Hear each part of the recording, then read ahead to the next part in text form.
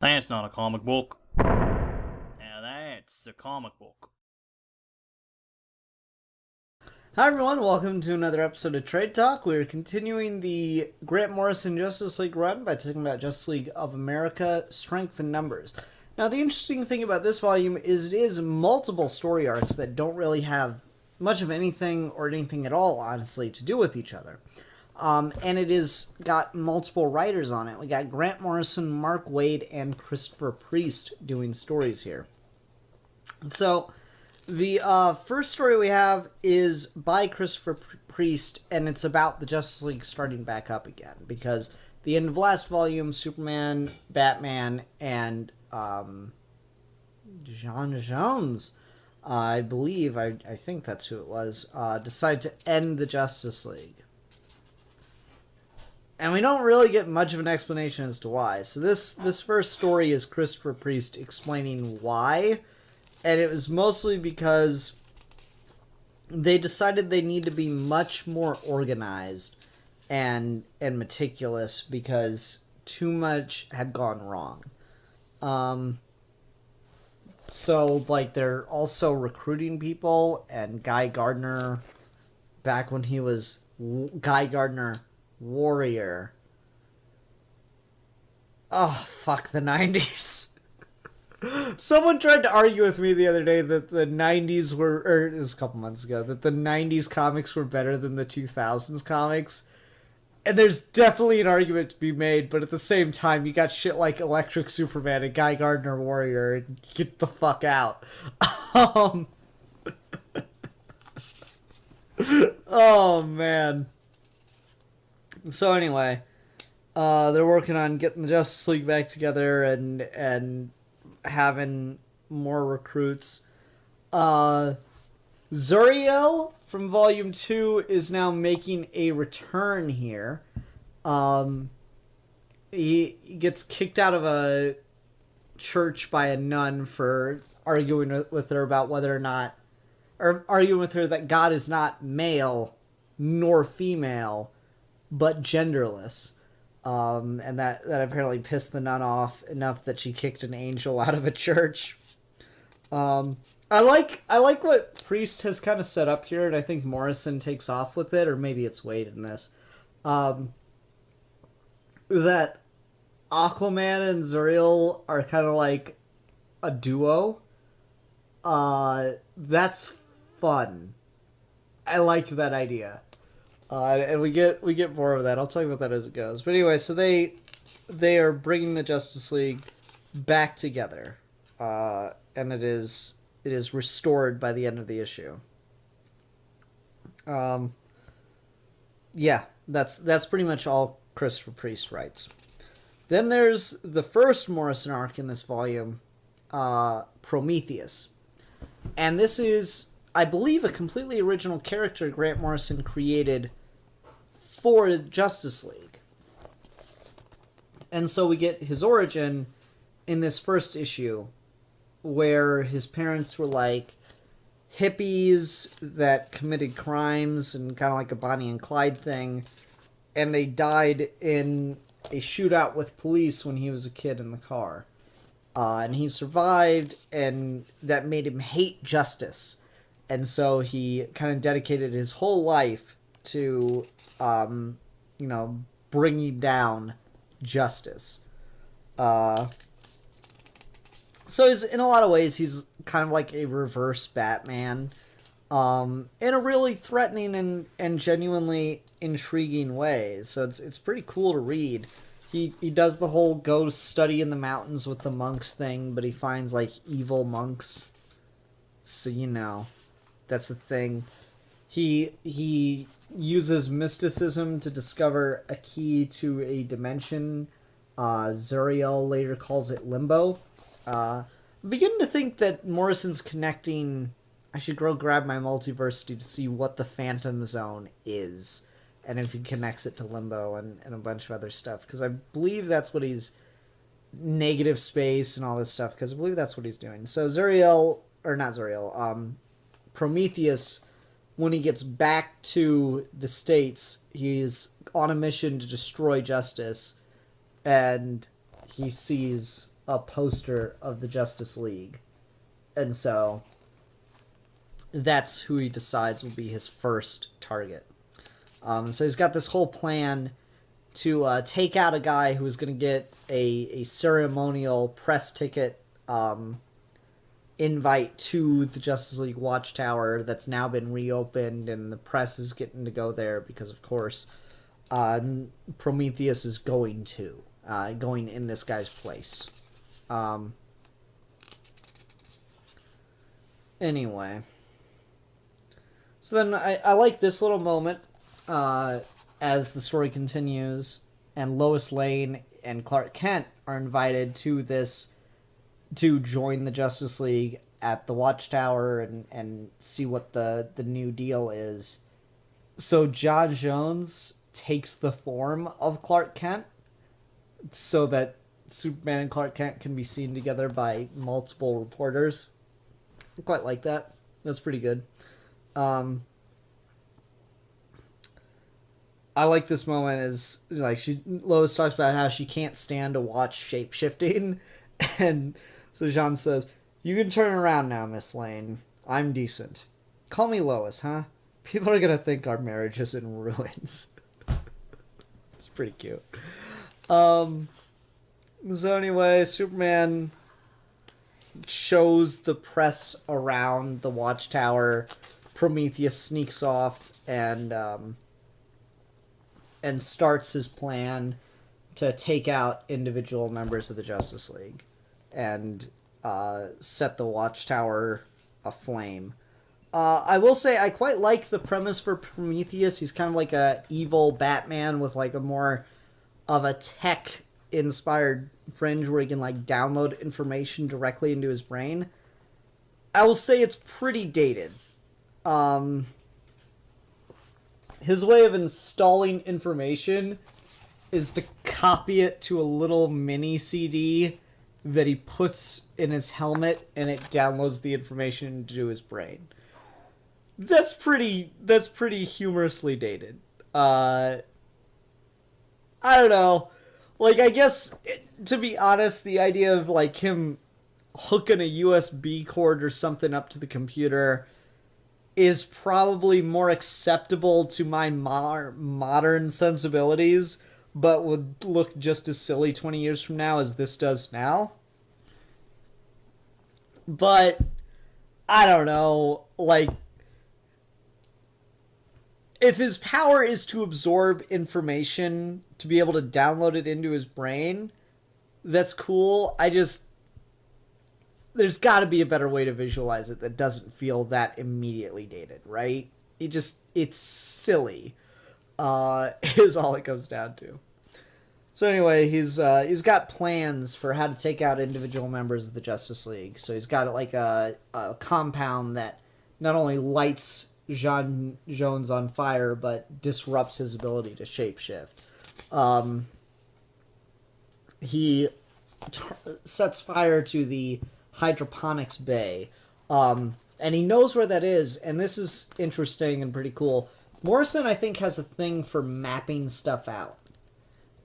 This is neat because it's really well integrated into the story, and it gives you just like a really cool thing to see, where Prometheus downloads the schematics on the Watchtower, and so they just show you the schematics of the Watchtower.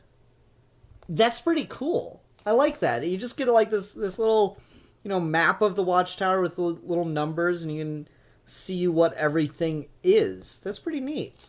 I don't know. I quite enjoyed that. So anyway, he sets the hydroponics bay on fire, which of course threatens the air supply, and they've got all these civilians up there, so they've got to worry about that. Zuriel gets sent to Limbo, which is where Prometheus has been hiding out.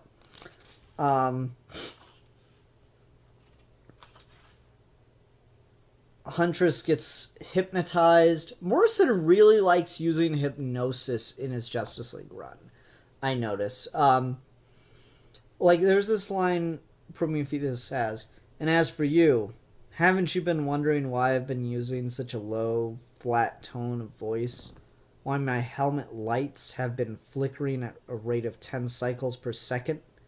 Hypnosis. You can't move until I say so. Because I remember that, and there's another scene, there's another moment in a future volume where it's hypnosis. Though I will say, that seems kind of, it is a little bit on the silly side too, but just more in like a cool way. If that makes any sense. I know that's such a articulate way to explain things as a professional reviewer that I am. But like, I like the way that Morrison pulls it off in the book, because you just see these images of Prometheus around Huntress, and his helmet's got little lights blinking on it. And that hadn't been happening in any of the other panels with him, and it doesn't happen for a while after. And so to just get that revealed in the art, and then to have it explained just in the text in a way that you couldn't perceive beforehand, is kind of a clever little way to make the book feel deeper than it is just in the medium. So that was neat. Prometheus has a program with the 30 best fighters in the world on it that is going to download directly into his brain and allow him to fight Batman. He says, I should tell you, the odds don't look good. Batman's all confident for you.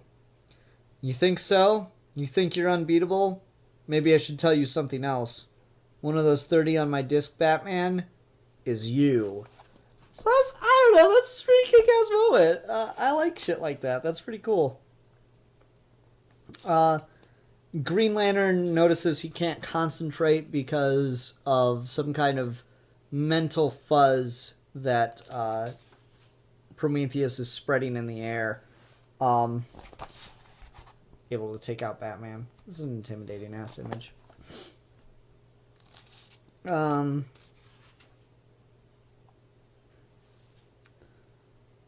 don't know a dozen ways to defeat every single one of you. I have dossier files on every superhero on the planet. I've been planning for this.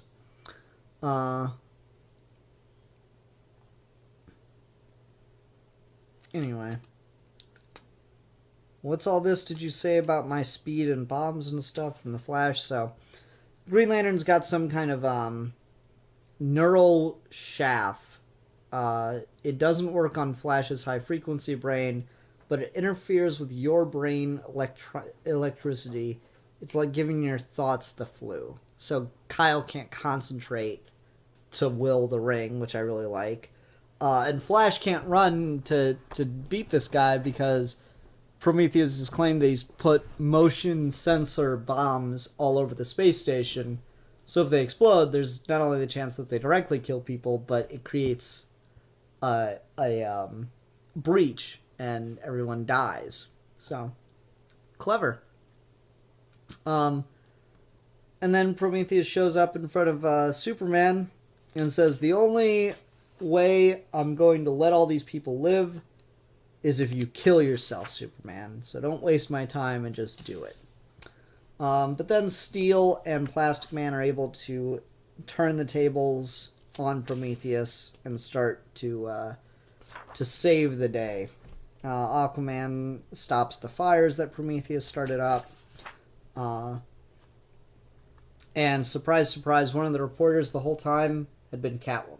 And she betrays Prometheus and takes him out. And so everything kind of starts to unravel on him, as he didn't plan it out as far as he thought. So he goes back to Limbo and sends Zuriel back. Yeah, it was kind of cool. He's a pretty good villain for the Justice League. I like him as kind of like this reverse Batman. Prometheus is a cool character who I don't remember ever hearing from ever again. What can you do? Next story we got is The Strange Case of Dr. Julian September, which I'm pretty sure is by Mark Waid, if I'm not mistaken. Yeah, Synchronicity. Yeah, this is where Mark Waid starts to write for the book. And this is like a scientist who figures out the formula for luck and starts changing the fundamental like rules of the universe. I don't know, it's kind of cool, it's kind of fun. It's whatever. I don't really have that much to say about it. It's just like things start going crazy. Mark Waid does a pretty good job of just writing a galactic situation that's nuts, and he has a lot of fun with the premise. Like Green Lantern's in Washington dealing with 7 supervillains. John, DEFCON 1, hurry, man. Flash and I are getting our butts handed to us by 7 supervillains who decided to kidnap the president. John, we'll be right there. In the meantime, identify the group's leader, scramble their communications, and no, can do. That's the craziest part, John. They didn't come here together. I'm serious. By pure coincidence, all 7 picked this moment to strike. Now they're madder at each other than they are at us. So I like this idea that this guy has like created a formula to bottle luck, as it were, but it's fucking with the laws of probability throughout the universe, and it's causing the universe to just unravel into all this crazy coincidences. So I don't know, that's pretty cool. It starts to make some things go wrong, and people start disappearing, which is pretty neat. Batman kind of figures it all out and explains everything that's going on, why the number 7 keeps popping up, what's so important. And I really like this. Psychologist Carl Jung claims synchronicity was a psychic memorandum, a reminder that the universe has an underlying order. I'm not sure I buy into that, but I do accept that fate or chance or the universe is using synchronicity to tell us something critical about what September has done and what has to be put right. The 7s are a message, and they mean... And Batman just blinks out of existence because 2 bullets caused his parents to never die. Like, 2 bullets killed his parents. What if the chances were just slightly different and they survived? So Batman never became a thing. Waid has a lot of fun with that. So now the Justice League has to come up with what to do without him. And they have to figure it out again and all this stuff. And you get Oracle working with the Justice League here, and she has some interesting moments where like Bruce calls her and he's coming there with his mom and dad. And I really like the way Waid plays with that device in particular, as all this craziness is going on. The Atom shows up and Martian Manhunter disappears. And just is like this, there's this really good intense thing as they work to set the universe right. And Barbara's just like sitting there looking at her door as Bruce and his parents are coming up. Please God, I don't think I can bear to see who's coming through the door. They set the universe right, though, just in time as the door begins to open, and suddenly Batman comes through the door instead of Bruce with his parents. So it's a very monkey's paw kind of ending there. I quite like that. That was really fun. So, pretty good issue. The next arc is Mystery in Space. And this is where Electric Superman is gone. Thank God. This arc is also written by Mark Waid.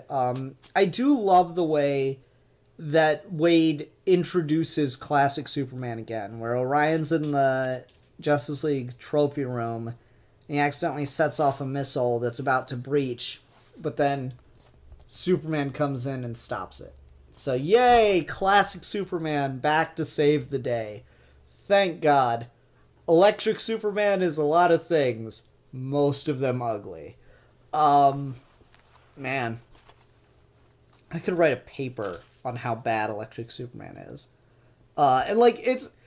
Mark Waid's a pretty good writer, and you can kind of tell when he just doesn't give a fuck, because this feels like the most editorial line I've ever read in a comic book. Hey everybody, gather around, look who's back and faster than a speeding mortar. Clothed in the familiar red and blue, for good. Once after I helped rid the world of the Millennium Giants, my electromagnetic energy dispersed, returning me to normal. Editor's note, in Superman Forever. Yeah, okay, whatever, no one cares. Superman's back to the proper... Like, can we just acknowledge that for, like, the last 5 years, Superman fans have been bitching about the trunks being gone, and now the trunks are back, and it's a huge fucking event? Y'all had to fucking deal with goddamn Electric Superman in the 90s. You should feel grateful that when they redesigned him for New 52, all he lost was the trunks, instead of his whole fucking identity with a goddamn Electric Superman. Christ, shit. Ugh. So Mystery in Space is interesting because the League gets kidnapped by Adam Strange, and forced into slavery to rebuild his planet. He seems to have gone mad, thinking that his wife is alive and she's coming back, and he's forcing his population and now the Justice League to rebuild the planet. And so there's attempts to escape, and there's a lot of craziness, and yada yada yada yada yada yada yada.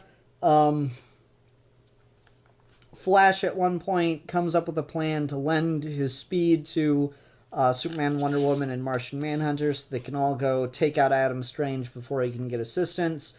But then they're also betrayed by Martian Manhunter, who's the only one that's read Adam's mind. And they're being forced to work.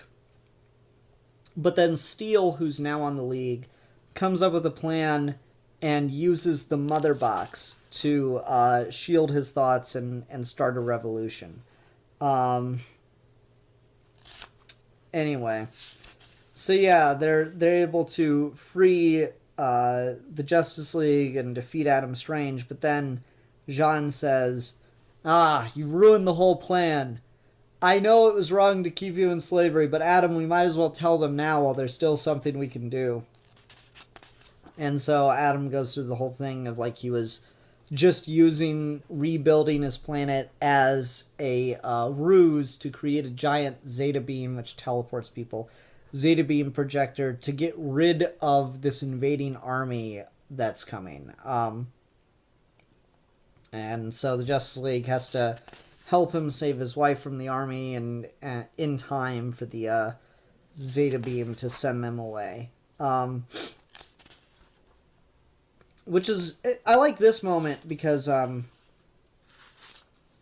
Strange suggests that Flash lend his speed to Superman so Superman can outrace a beam of light before it hits the ship. That's pretty good. I quite like that. There's this other moment that I really like. So this is like a cool line that just gives you a sense of like the impact or the scale of the Justice League. You were counting on all this coming together? Wasn't that one hell of a gamble?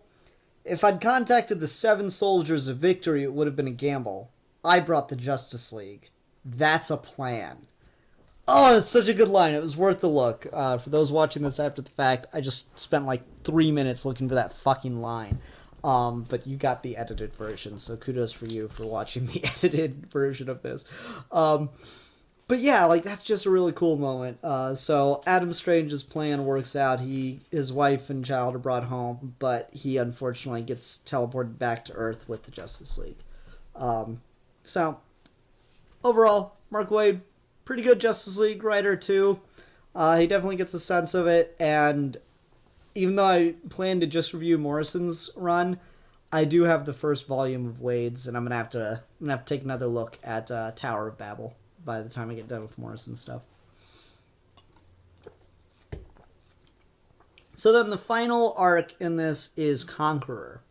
And this is the one I always forget where it's at. Because I remember that Grant Morrison wrote Sandman in his Justice League run. I can never remember where it is. And that's mostly, I think, because there's a volume called American Dreams. And so you would assume with a title like that, that's where Sandman would be, but it's not. It's in Strength and Numbers. So this one all starts out with a dream that a kid is having about being in a world and something's not right and he doesn't know what's wrong, but something's missing, and he tries to sketch it out and put a name to it. He can never quite remember what's missing, though. So that's what he's drawing. And then we cut to reality, where almost everyone in the world's asleep except for the Justice League. And we don't know what's going on. And so the Justice League is working to try to figure it all out when a mysterious presence of an abstract nature just appears on the watchtower. Sandman. And he explains the situation of what's going on. And everyone's like, I swear I recognize you. It's like, we've met before. Sandman, whoever you are, wherever you came from, right now we need answers. What do you know about what's happening? It is much older than you can imagine. It has been stalking this world, and now, like a tiger, it strikes. It conquers first in dreams, then in reality. Our loved ones are under threat, Sandman. It sounds like some kind of alien, Superman. We don't really know what it is or what it does. All who sleep here dream its dream. They will become first its slaves, and then finally its nourishment. And the feast will attract others, divisions of it. Your people will die in chains. It will exhaust your world's resources and pass on. You will have become it. And so, like, they're like, what are you here to do? I heard a child calling from the depths of the dream in which he drowns. He was calling you. I took pity on him, and I come here to bring you his petition. If you are who you claim to be, Sandman, you must have the power to protect the Dream Kingdom from any threat. Must I? This is about a child's faith, not about the extent of my sovereignty.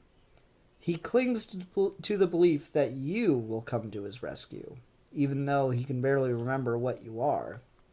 If you do not, he will wake in its power, like everyone else. They will be it.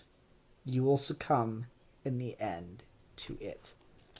Now, of course, what is it? Starro. So what I really like about the way Morrison's writing this, and if it were anyone else, I'd assume it was a coincidence, but with Morrison, I give him a lot of faith, and I trust that he actually knows what he's doing.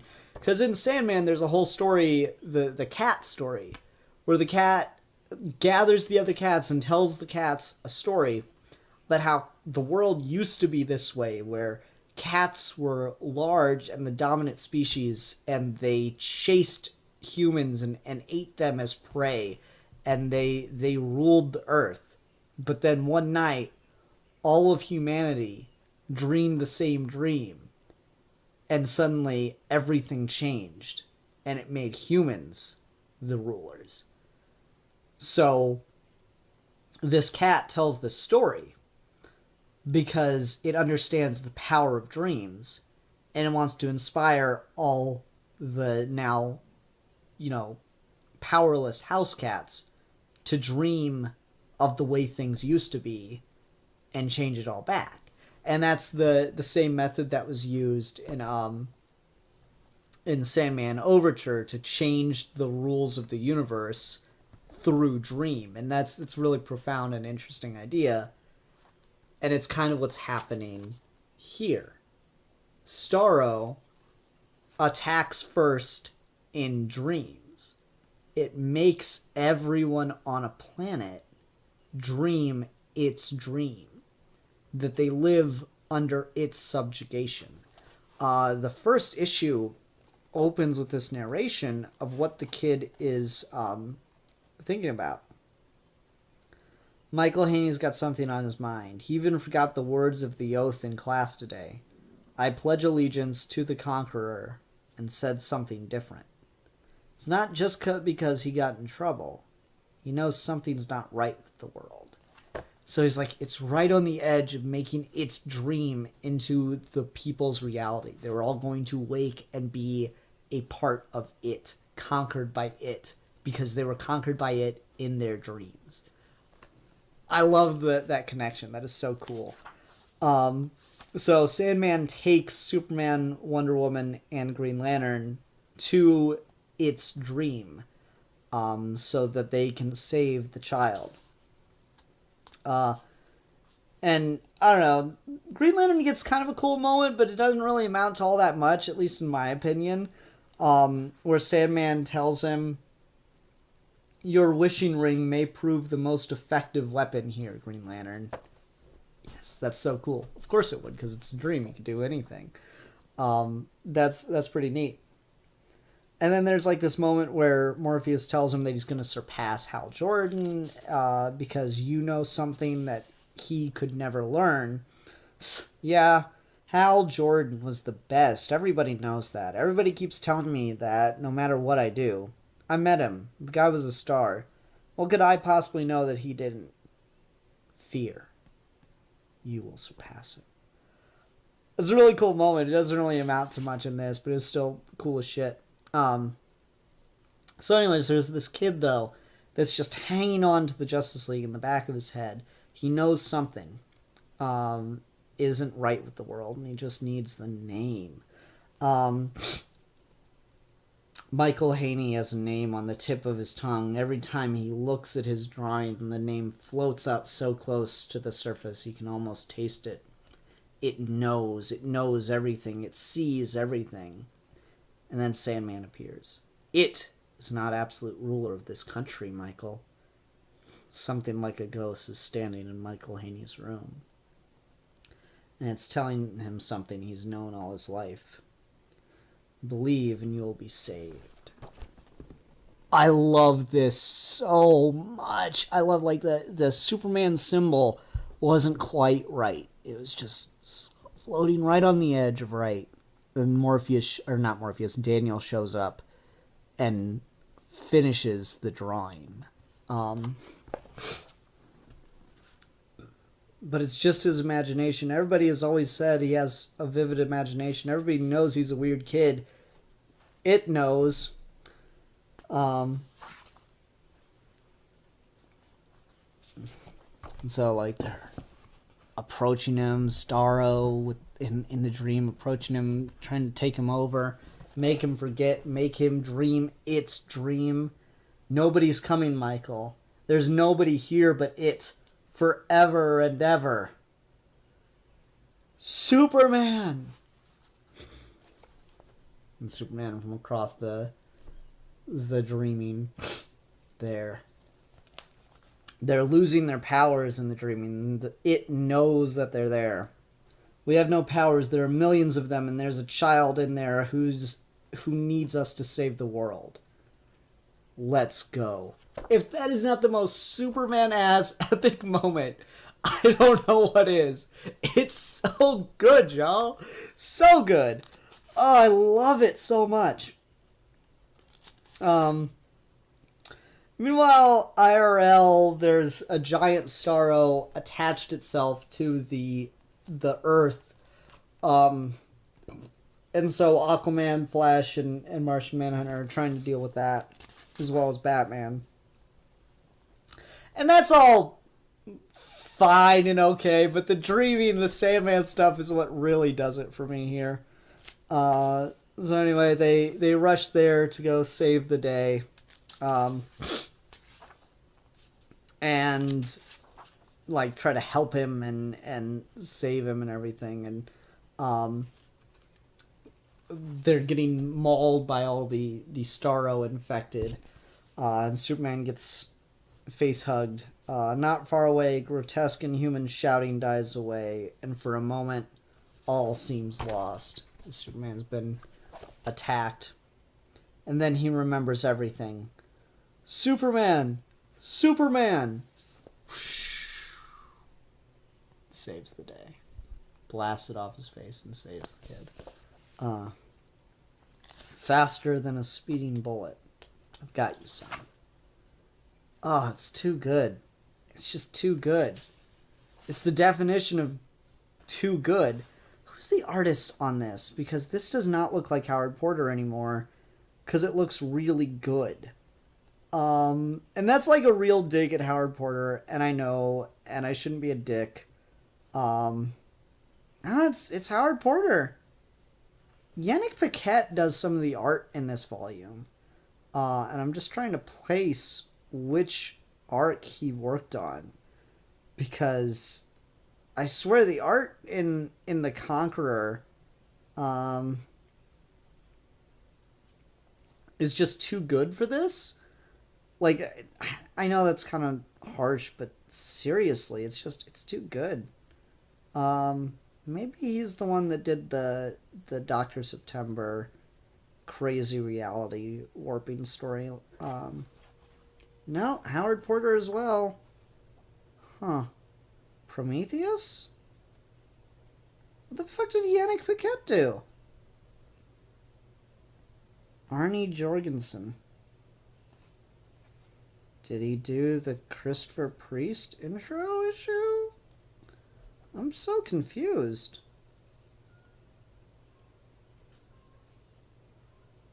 It must be. That's crazy. This will probably be some of his earliest stuff then, I imagine.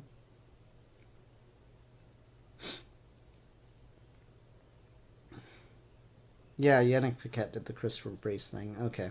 Sorry, that was distracting, but I just got really curious.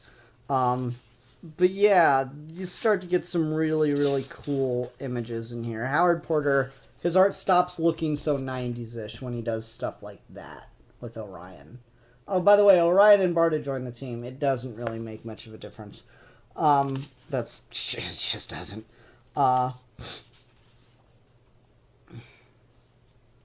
I do like, I mentioned earlier that I like the relationship, the duo that Zuriel and Aquaman are starting to build up. So Orion kind of goes off half-cocked and nearly kills Aquaman, but Zuriel comes in and saves him at the last minute. I have you! The fish and fowl team do the impossible. Aquaman says, Zuriel, I owe you my life, but don't ever call us that again. Good stuff. Anyway. So they're able in the dreaming to start taking back reality. Start to destroy its dream. And it's at that point that like Kyle gets to kind of defeat it in the dreaming, but it's, I don't know, it's 2 panels. It's kind of disappointing. Especially with how cool it hinted at, like, yeah, of course Green Lantern would be the most powerful regular superhero in the dreaming. It's mostly a Superman story.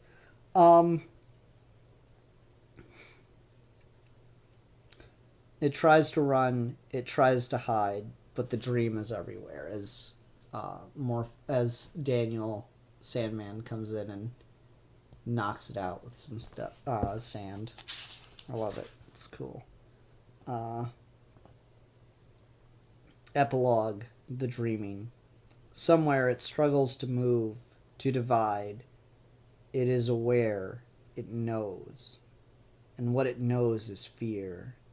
It comprehends at last the truth all conquerors learn, that there's always someone bigger than you are. And so Sandman has now kept Starro as a pet. I really like this. You got the Corinthian there. What else is in his little treasure chest? You can't really see much of anything. That was pretty cool though.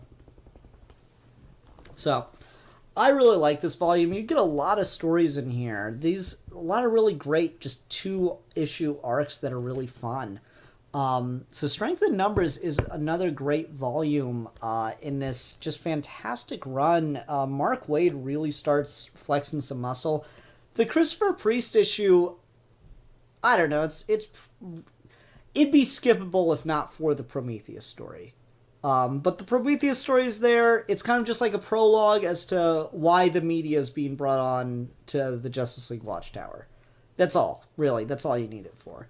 Zuriel is such a great choice for the Justice League. To have something from Judeo-Christian mythology just on the Justice League is probably too controversial to keep long term, but I love the idea of it. Wonder Woman's from Greek mythology. Why not have Zuriel be from... why not have a character from Judeo-Christian mythology?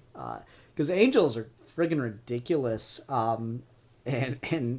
in some of the Old Testament stuff. So I'd be down for that. Ultimately, though, this just great stuff. Sandman's in it. You gotta love it because Sandman's in it, and it's got Sandman in it. So you gotta love it because Sandman's in it. Anyway, that'll do it for this episode of Trade Talk. Everyone, thanks very much for watching. Bye. That's not a comic book. Now that's a comic book.